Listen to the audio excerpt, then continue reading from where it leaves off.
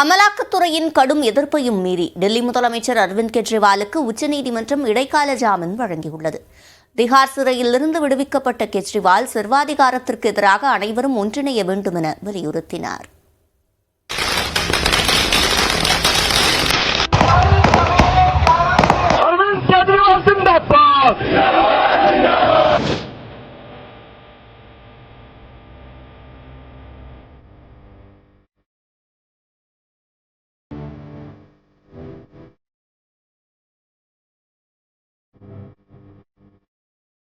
இரண்டாயிரத்து 21ஆம் ஆண்டு கெஜ்ரிவால் அரசால் டெல்லியில் அமல்படுத்தப்பட்ட புதிய மதுபான கொள்கை பல சர்ச்சைகளால் 2022ஆம் ஆண்டே திரும்ப பெறப்பட்டது.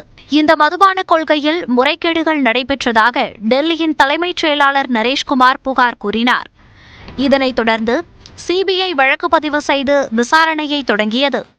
இந்த விவகாரத்தில் சட்டவிரோத பணப்பரிவர்த்தனை நிகழ்ந்திருப்பதாக கூறி அமலாக்கத்துறையும் வழக்கு விசாரணையில் இணைந்து கொண்டது.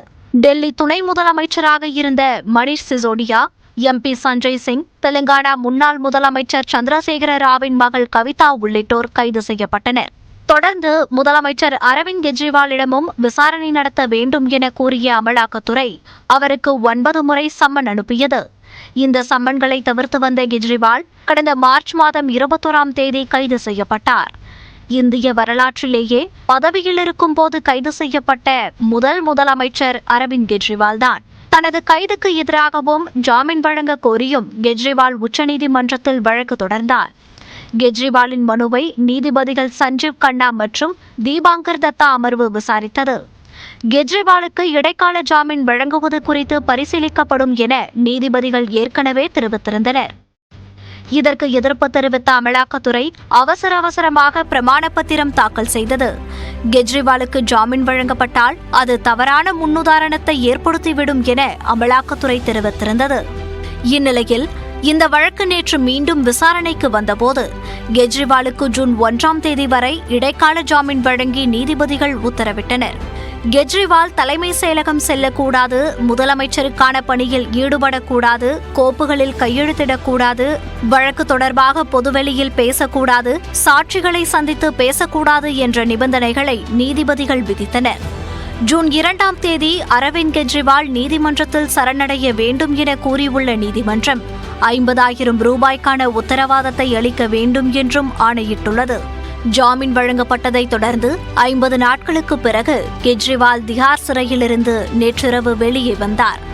சிறை வாயிலில் ஏராளமான தொண்டர்கள் குவிந்திருந்த நிலையில் காரில் இருந்தவாறு கையசைத்தபடி கெஜ்ரிவால் சென்றார்.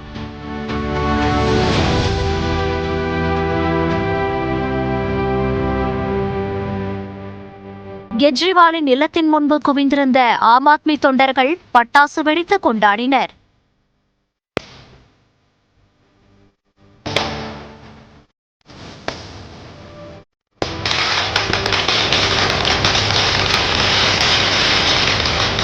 அங்கு தொண்டர்கள் மத்தியில் பேசிய கெஜ்ரிவால் சர்வாதிகாரத்தை ஒன்றிணைந்து எதிர்க்க வேண்டும் என கூறினார். ஜாமீன் பெற்ற கெஜ்ரிவாலை அவரது குடும்பத்தினர் திலகமிட்டு வரவேற்றனர்.